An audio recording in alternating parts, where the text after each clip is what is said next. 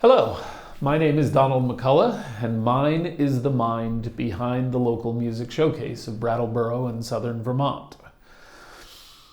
I'd like to welcome you to Words. This is our series of interviews with some of our incredibly talented local artists. In those interviews, you'll get to hear them talk about their beginnings, their influences, the music that they write, and you'll actually get to hear them play a few songs right here in the studio live.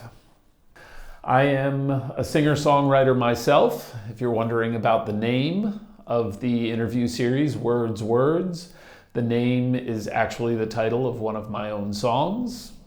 If you come out and see me play sometime, be happy to play it for you. I do want to mention that I'm kind of making this stuff up as I go. I have never shot video before. I have never edited video before. Before I started the local music showcase, I had never been in charge of doing the sound at any kind of live music show.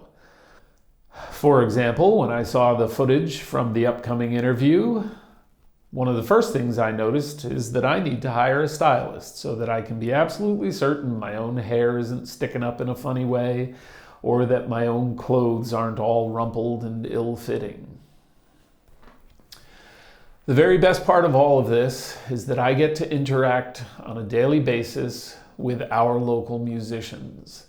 These people are incredibly talented, and beyond that, they are just an absolutely wonderful group of people. And I am very, very proud to be able to do anything I can to help shine a spotlight on everything that they have to offer the community. I do hope you'll enjoy these interviews. I do hope you'll come out and support our shows. The local music showcase happens every Thursday night from 6 to 8 p.m. at Bar 580 out in the newly renovated Vermont Marketplace. That's just off of exit 1 on I-91. I'll leave you with this. Can only get better as we go. Thank you, and enjoy the interview.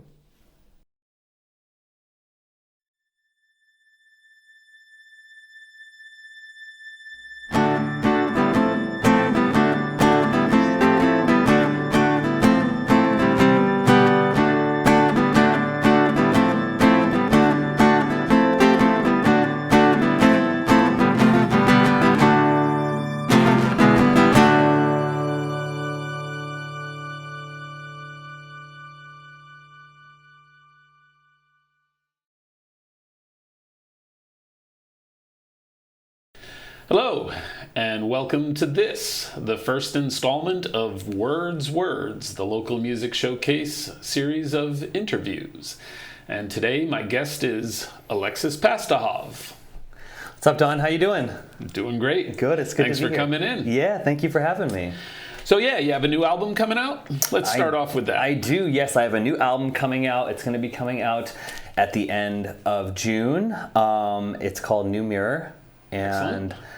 It's the first album that it's the follow-up to an album that I've released, back in 2013, as far as like releasing music under my own name goes. Mm-hmm. So I have like another project that I was doing for a couple of years called Bad Galaxy, and now I've kind of transitioned back to releasing music under my name. And so this is the first record I'll be putting out under my name since that one back in 2013. Yeah, very nice.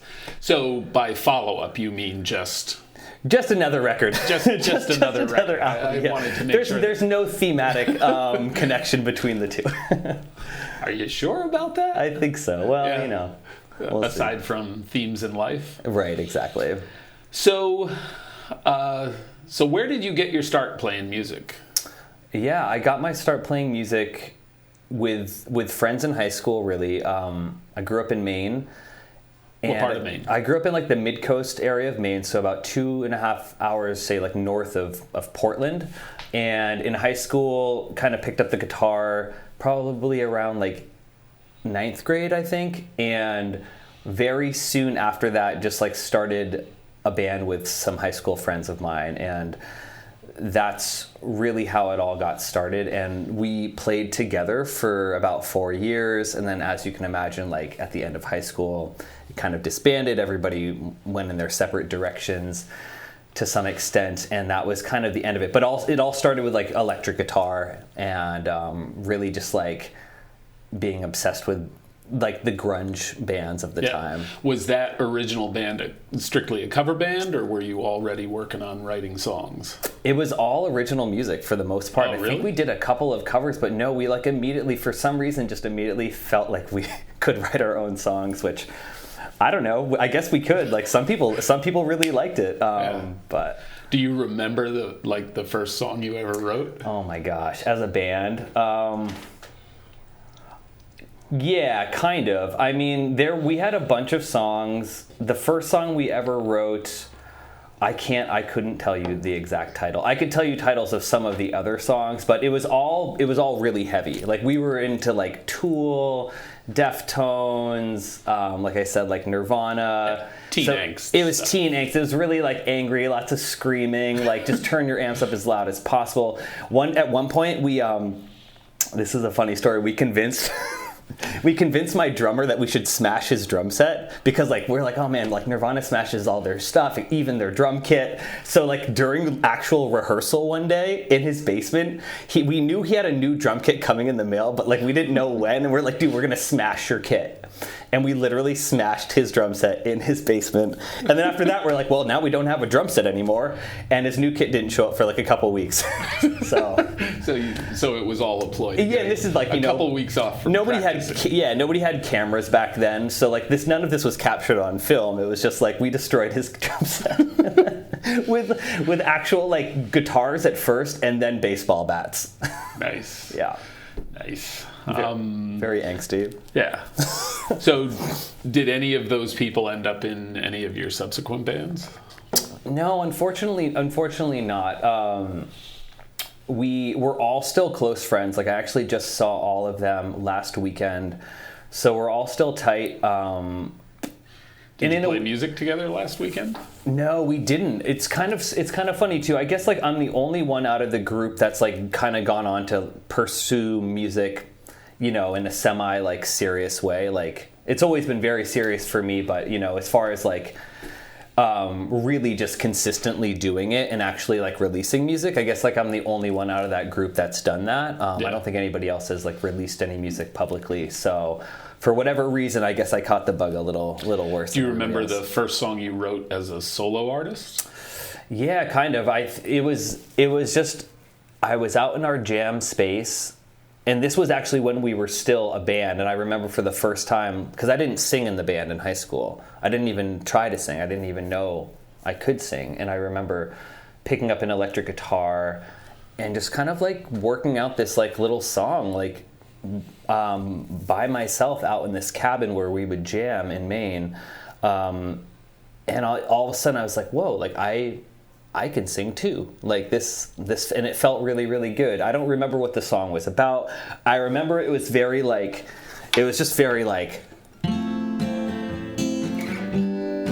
kind of just like, I think those were like basically the chords maybe. Yeah. And that was like it. I didn't have there wasn't anything else. There were words, but you know, I was just really kind of figuring it out at that point. Yeah. Yeah.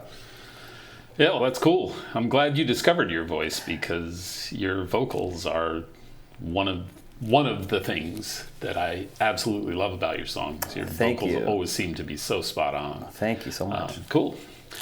So when you write now, how do you do it? Like, what's your process? Yeah, I think for me, and I listen to a lot of like interviews with other musicians and stuff, and I find there's like a really kind of a common thread where it's a lot of just like strumming the guitar and singing gibberish. Like you kind of may have like a line or two, but for the most part, I think for me it's like a melody it's either like a melody comes first with maybe accompanied by a couple of lyrics, and then I will pick up the guitar and just kind of just like mumble gibberish along to that melody until something kind of takes shape.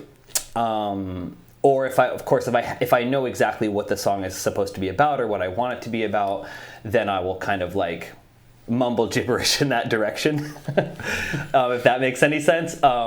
And that's usually how they come about. It's really, really rare for me to just start like go into the studio and just start with nothing and like build a song from nothing. I usually write everything on the acoustic guitar and get it to a place where I feel like it's done. And then once it's done and I feel like it can stand on its own with guitar and just vocals, that's like when I'll try to record it and like add additional instruments to it. Very nice. Yeah. So that's your writing process. Mm-hmm. How about your studio process? How does that work?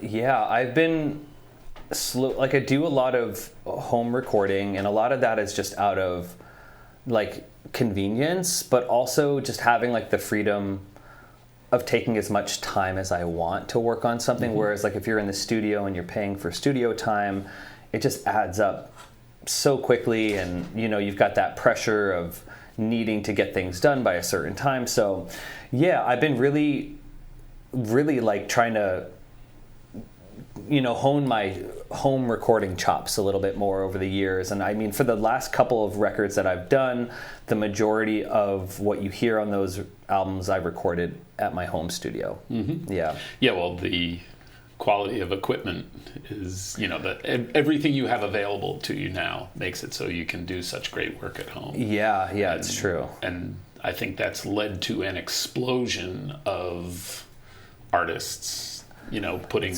real music out there.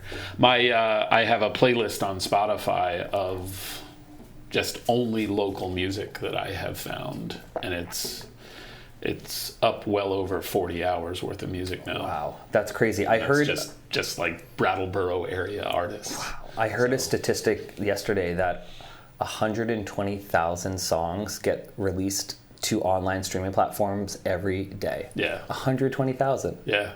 Well, that's cool. That's a lot of noise to break through. Break through. Yeah. And you play multiple instruments on all your songs. I do, yeah. Most of them, I play most of them, yeah. I for this record, which is called New Mirror, which I mentioned is going to be out at the end of June, I played most of the instruments, but one thing that was really important to me for this album was to get like a really good drum sound.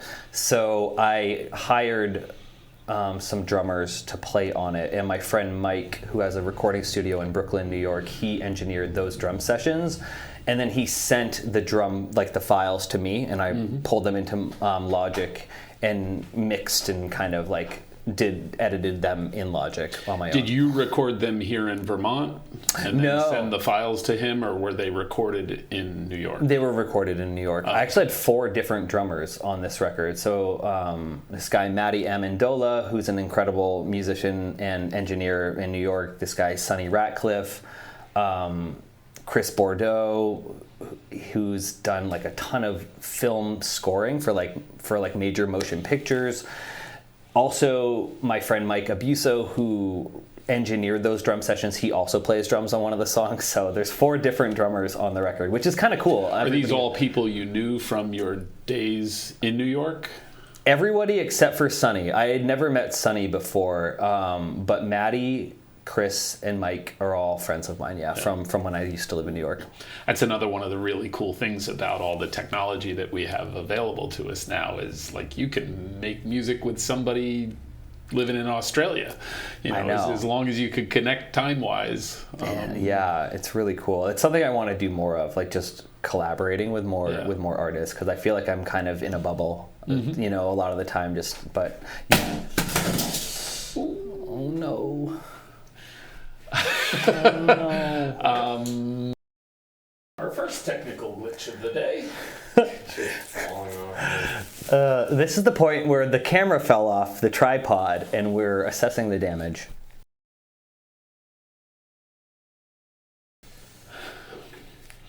Yeah, so let's hear a song. What song are you going to play? Tell us a little bit about it. Yeah, for sure. Well, I'm going to play a couple of songs off the new record, but the first one I'm going to play is an older song that I've kind of recently rediscovered and started performing live again, and it's one called Son of Karma. It's a song that I wrote when I was traveling across the country with my friend Evan, and we were playing music together. He was playing bass, and we were on like a bit of like a tour from Maine And it led us to New York City, it led us to Athens, Georgia, it led us to Colorado, and it eventually led us all the way as far west as Arcata, California, up in like Humboldt County, I think it is, which was a whole adventure in and of itself. But I wrote this song as we were traveling and was really just like kind of seeing the country as an adult for the first time, like via car. Like we went on a big car trip when I was a kid with my folks, but had never really done that as an adult, like on my own, just like seeing the South, seeing the Midwest, seeing the Grand Canyon, seeing like literally going from coast to coast. And so this song, it's kind of just like reflections on that trip and kind of like reflections on travel and kind of seeing the country. Excellent. So how old were you again when you? I was, let's see, I must have been like, I think 25 at the time. Yeah, this is a much older one, but it's one that I still really love and one that's really, really fun to sing. Okay. So here we go. This is called Son of Karma.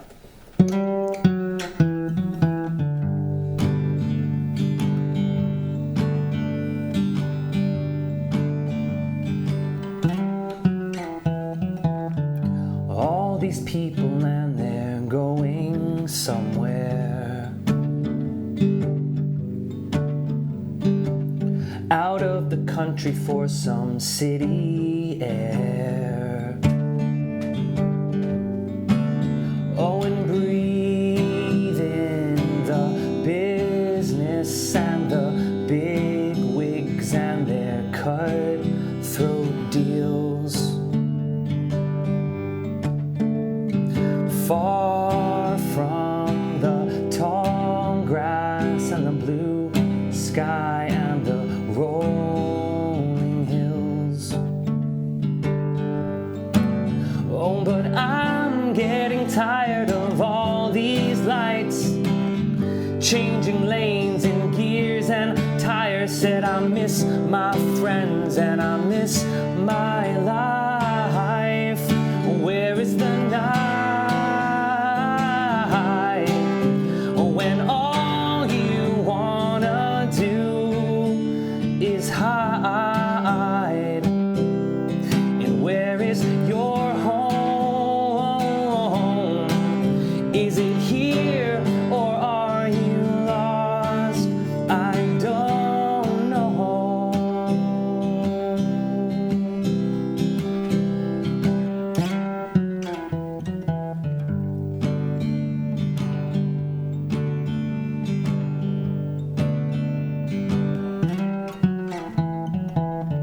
No collar, no leash, no harness.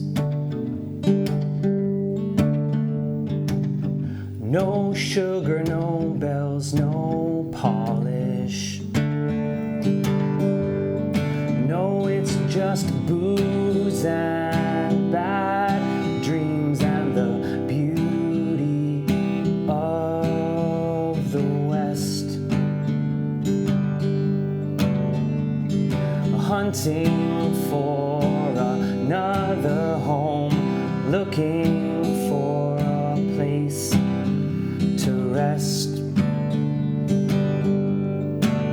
In the rocky canyons or the endless golden plains.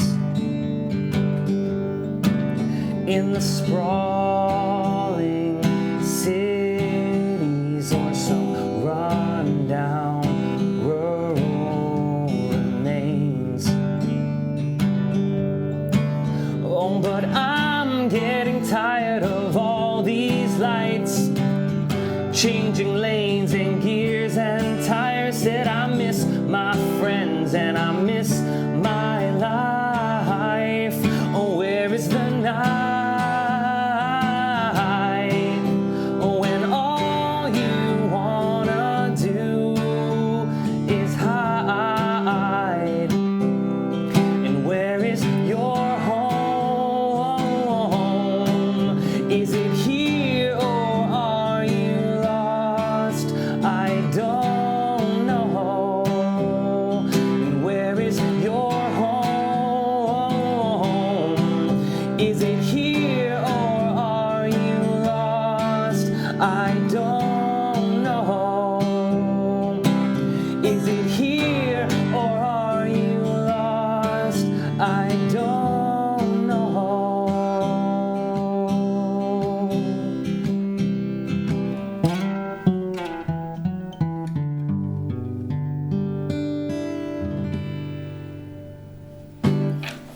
Awesome.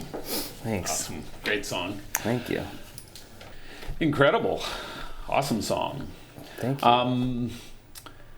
So that's off an older album, and you've got this new album coming out.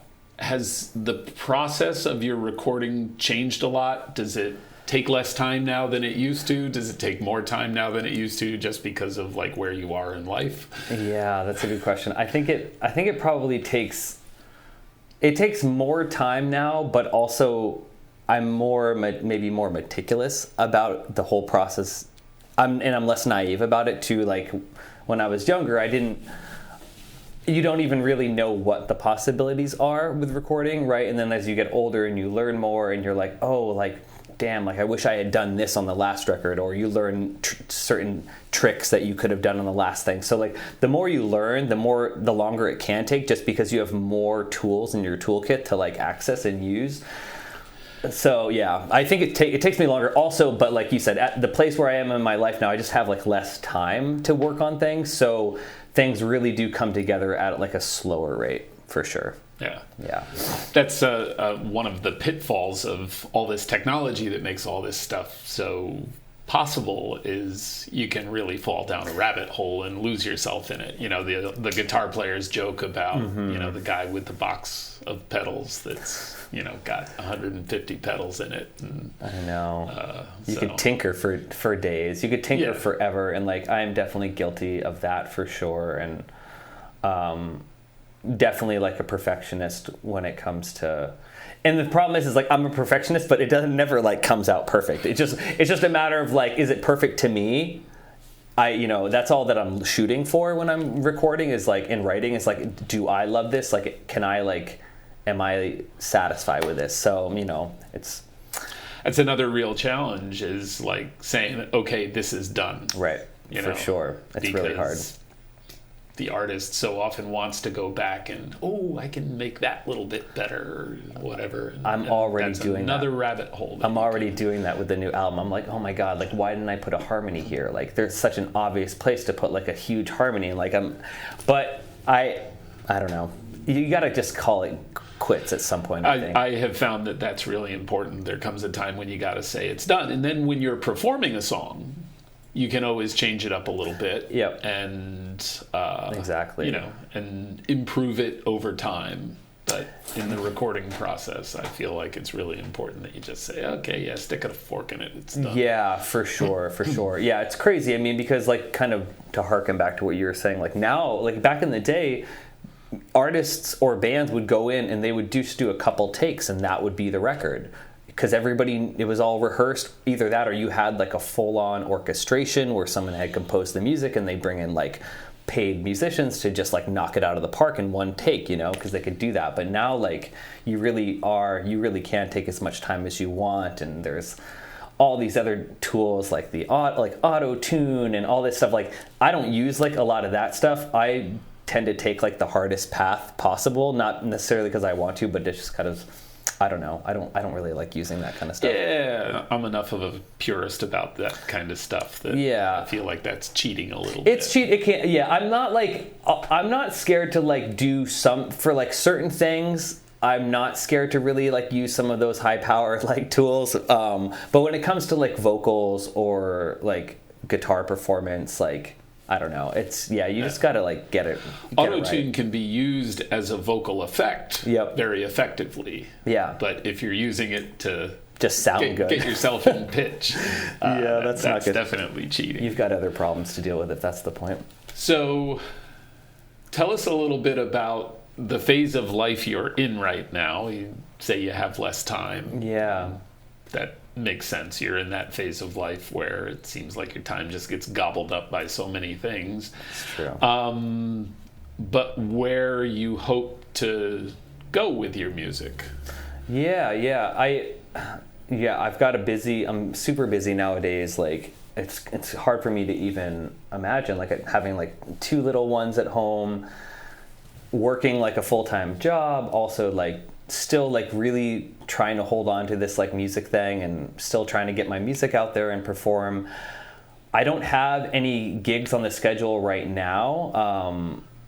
I feel like this year is off to kind of a slow start just because of having like a new baby back in March. But hope to get a few shows on the calendar for this summer, and really just the focus is getting this record out there so I can kind of share that with everybody, and then probably get right back to recording some new stuff, because I already have a bunch of new songs in my back pocket that I want to record. And actually, the song that I just played, "Son of Karma," that isn't a released song yet. I've never recorded that song, so this is a local music exclusive. You got to hear it first here.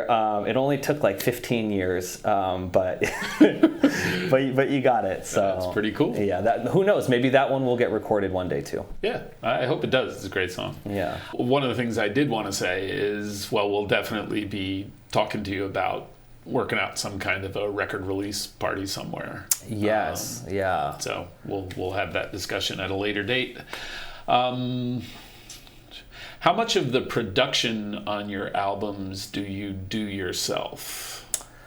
Do you do it pretty much all yourself, or do you bring somebody in toward the end of the process to get another set of ears? Yeah,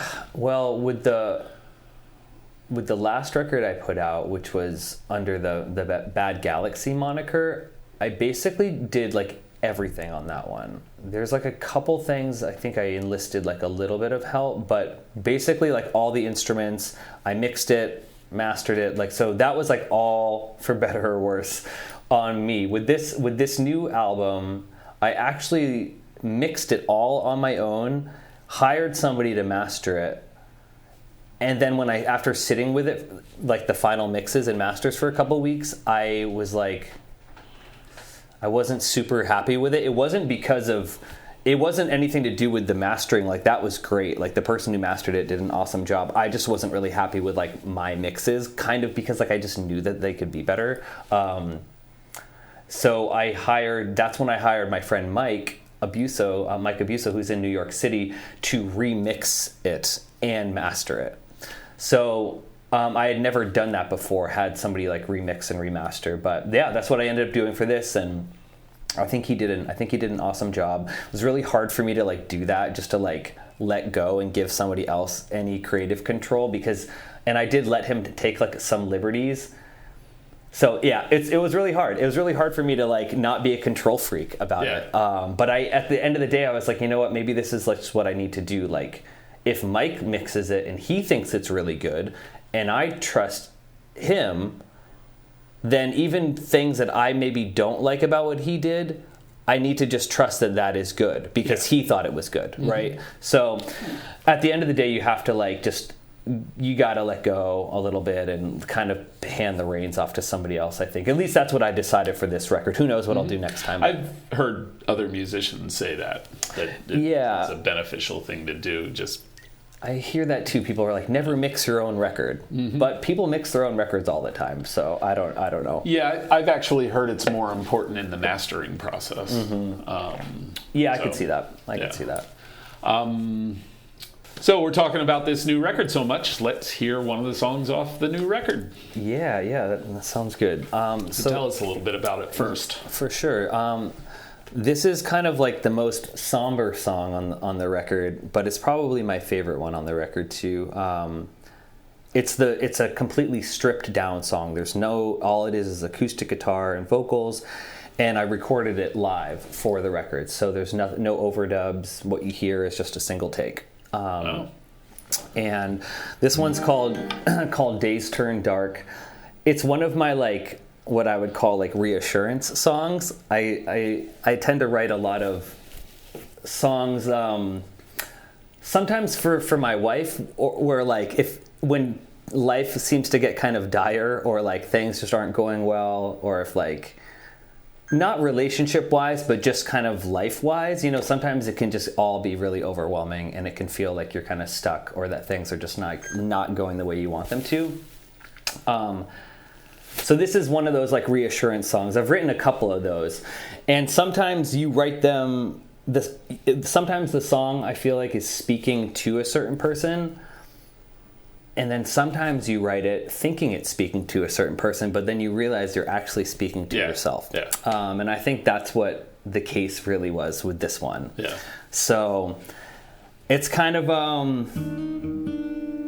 a song for my generation, I guess you could say, in a lot of ways. I think a lot of people could relate to this song, but it's called Days Turn Dark.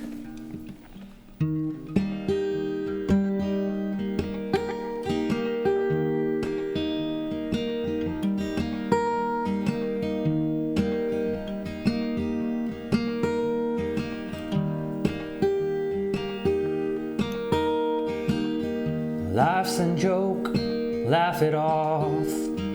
Plans fall through and things get lost. And even when it's not your fault, they tell you that you're wrong. Student loans cut your wrist. You can't do the things your parents did. Buy a house, raise some kids, you've gotta stop them bleeding first. And I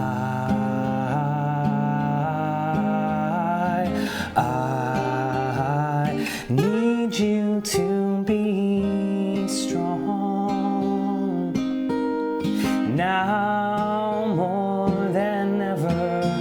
And I know you're barely holding on. At least we're holding on together. It really isn't all that bad. If nothing else, I'll be here when you call.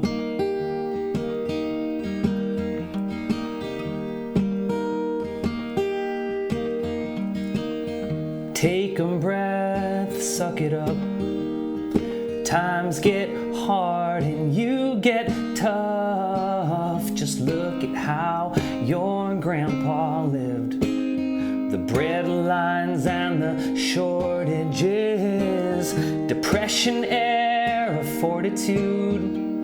I know they passed that down to you. And somewhere in your DNA you're saving everything. And I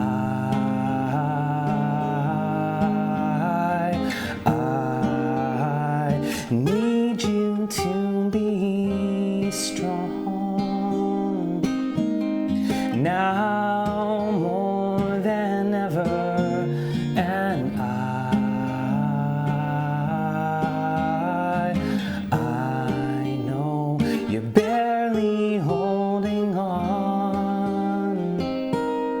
At least we're holding on together. It really isn't all that bad. We made it round the sun and back. Heads on straight, hearts intact. Another year above the grass. Oh, some things can't be saved, it's true. Cars break down, love does too. Days turn dark, they always do. If nothing else, I'll be here when you call.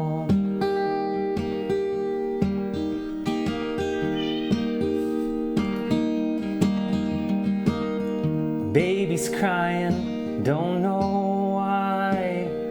Therapist can find the time. We'll call when there's an opening. If you haven't lost your mind by then, leave the city, leave the farm. You sell your leg to save your arm. Never thought it'd go this far, but hey, here we are. And I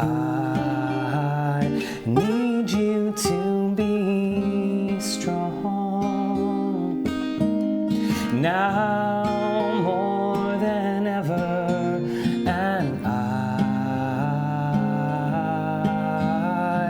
I know you're bare.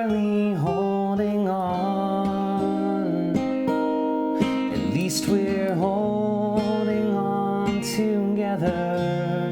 It really isn't all that bad. If nothing else, I'll be here when you call. Very nice. What a sweet song. Thank you. And you got an overdub. We got a little kitty overdub there too. Everybody's a friggin' producer. Yeah, exactly. Everybody wants their input. Something tells me I won't be the only person on this interview showcase that has a little background vocals from the cat. Yeah, probably not. Your guitar playing style, very simple, but again, just so sort of spot on for the type of songs you sing. Did you take lessons when you were younger? Like, how did you get into guitar? Or are you self-taught? Yeah, I took a couple of lessons on with electric guitar, and kind of learn like some basic chords. And my dad also played guitar a little bit too, so he showed me some things also growing up, which was really helpful. That kind of got me started. He had like an old nylon string guitar. That's what I kind of like picked up first, and then got like the electric guitar and took a couple of lessons. But I don't know. I probably took like 6 lessons, not a lot. Again, grew up in the 90s listening to Nirvana. So it was like, oh, if I can play 3 chords, I can play a Nirvana song. Like, if that's good enough for Kurt Cobain, like, why do I need to learn more chords? Yeah. So that's been to my detriment, probably. I wouldn't say that. But I'm always learning, I'm still like, I would like to consider myself like a lifelong student. Like, I'm still getting better at guitar. Like, I'm always learning new things and trying to get better. Do you ever write a song and like know what you want to do musically, but you're not quite able to do it yet? And then like you write this song but then have to learn how to play it? Yes, that happens all the time. I think that happens not with a lot of my songs, but I definitely,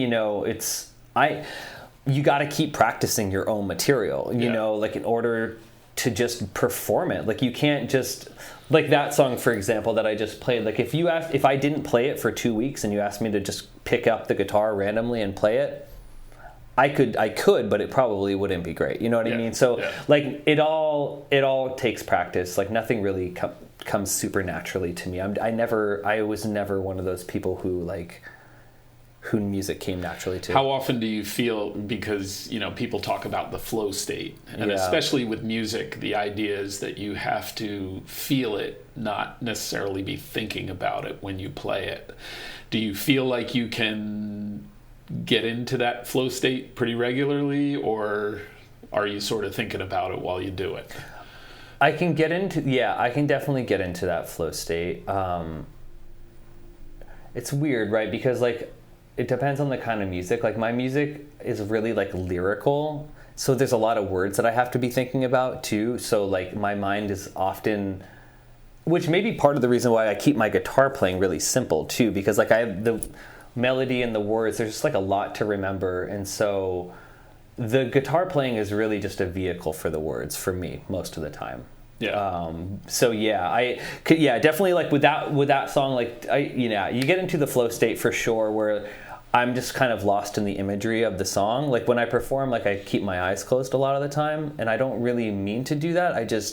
I'm kind of like following the story of the song in my head, like seeing all the imagery in my mind as I'm playing, and that's how I can kind of like get into that state where it's like you're kind of in your own movie. And do you find like when you're following the words, that makes like what chord you're going to play next? Like, when you hit a certain word, you land on a certain chord, and like the two sort of feed each other and make each other easier. Yeah, it can. In like an ideal like performance, I think that's what happens. Yeah, for sure. Yeah. Yep. So how many albums total do you have between the Bad Galaxy name and Alexis Pastuhov? I put out I put out like 2 EPs and 2 full-length albums under Alexis Pastuhov, and then of course I have the new one that's coming out, so that'll be 3. And then I've got like 3 singles and a full-length album that I put out under Bad Galaxy. So, though 2 EPs that I released when I was younger, those you can't find those anywhere. There's still some stuff on there that I really like, but I either like sold all the copies that I made. It was also pre-Spotify, so like that wasn't even an option, which will she'll tell you how was there any online option at the time? No, there was no maybe Pandora may have existed, but you couldn't really independently release your music to that. Like you had to be on like a record label, I think. But yeah, there was no Spotify at all. There was still like, I think like Napster had just like ended, like when I was kind of starting to record and stuff, but yeah. Well, why don't we hear one more song, and then we'll probably wrap it up. Yeah, that sounds good. All right. I'm going to play, so this is another one off the album. And again, the record's called New Mirror. It's going to be out towards the end of June, and I'm really, really excited for everyone to hear that. There's a couple singles that are already out right now, which you can like listen to on Spotify. I've released this song. It's called Single and Young, which I'm about to play. Another one called Pigeon and Dove, which is out. And then the intro song on the record is called Iris Eye, and that one's also already out there on Spotify for people to listen to. So yeah, this one's called Single and Young. I'm going to do a slightly like different version of it too. Okay. Yeah. And this is one that I wrote. This is an older song that's just getting onto the new record. I wrote this song with the thought that, like, I don't even know why I thought this, but I was like, I'm going to start writing songs for other people to sing. I think I was just, like, in this mindset where I was like, maybe I should just write songs for other people. So I wrote this song with the intent of, like, maybe having somebody else sing it.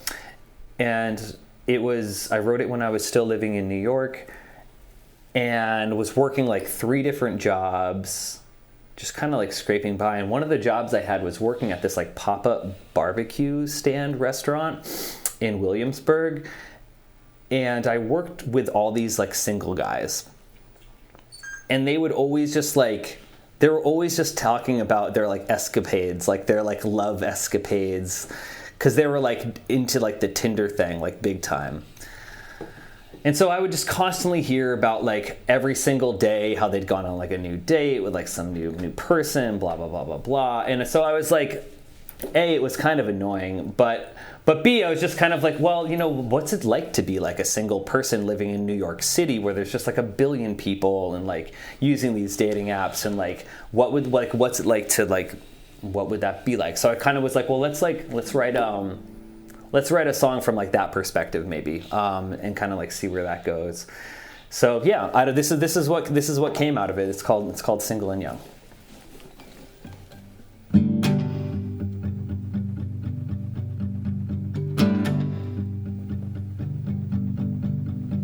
I met her at a party in the borough of Queens while I was rolling up a smoke on the steps.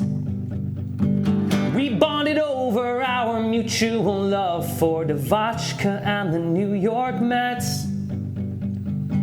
We talked for hours and ignored all our friends. We left them dancing in that sweaty loft. And I told you things I never tell anyone. I could have sworn that we were hitting it off. But it's alright, 'cause we're single. Oh yeah, we're single and young. And you don't wanna break my heart, and I don't wanna fall in love. Oh, it's alright, 'cause we're single. Oh yeah, we're single and young. And you don't wanna break my heart, and I don't wanna fall in love. Well, I moved from California in the middle of May, traded the sunshine for the streets of New York.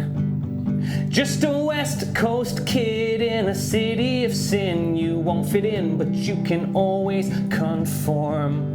Oh, and she was a Pisces, a transplant just like me. I heard the South when she spoke.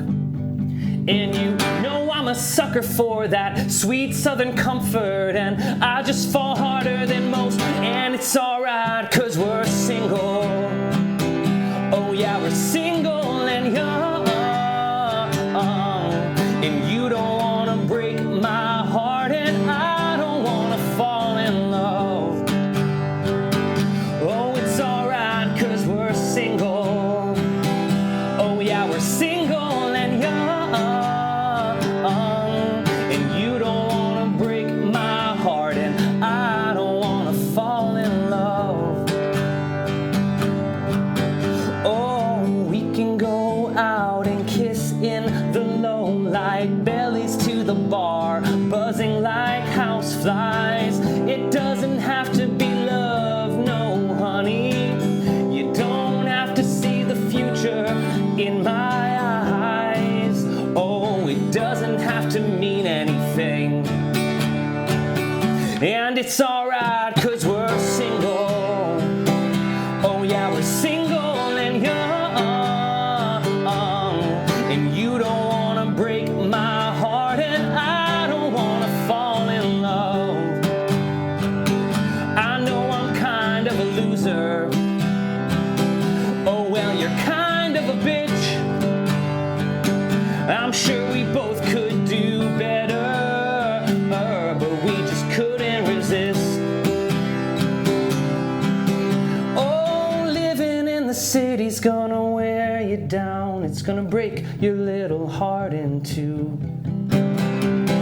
Millions of girls shining like diamonds and pearls, but none of them will light up for you. Oh, man. What an awesome song. Thanks, Don. Yeah. Talk about where people can find your stuff and So I've got, you can find me on Instagram at just AS Pastuhov. You can find me on Facebook if you look up Alexis Pastuhov.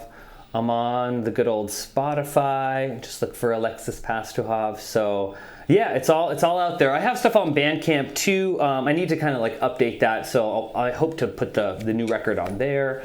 And yeah, definitely reach out. Love to interact with people. Love to hear what people think about the new music. And again, make sure you stay tuned because I'll be talking more about the upcoming album release on all of my social media stuff. And that's where I post about upcoming shows and all that fun stuff. So excited for everyone to hear this. And we'll be making sure that on our website, lmsbrat.com, that we'll be telling you where Alex is going to be playing.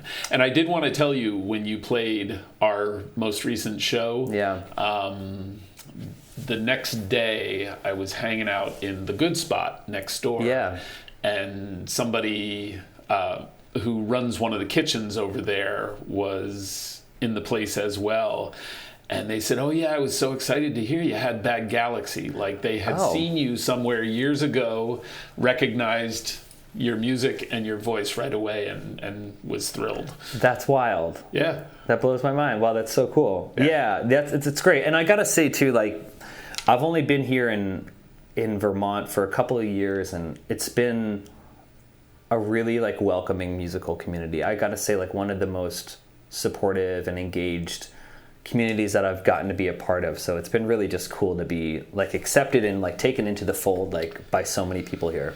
Yeah, I've discovered the same thing. Like there's so much talent here, but so little of the ego that very often goes along with that talent. It's just such a beautiful community of people, and I'm so thrilled to get to be a part of it too. So. For sure. Well, thank you for having me here, Don. It's really nice to talk to you about these songs and to just kind of talk about like my musical journey so far.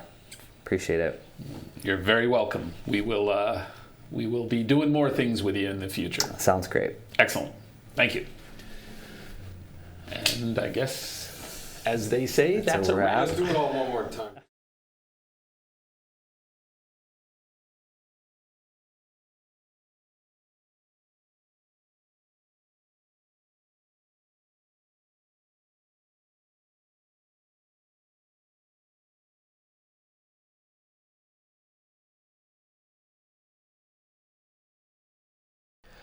I thank you very much for watching.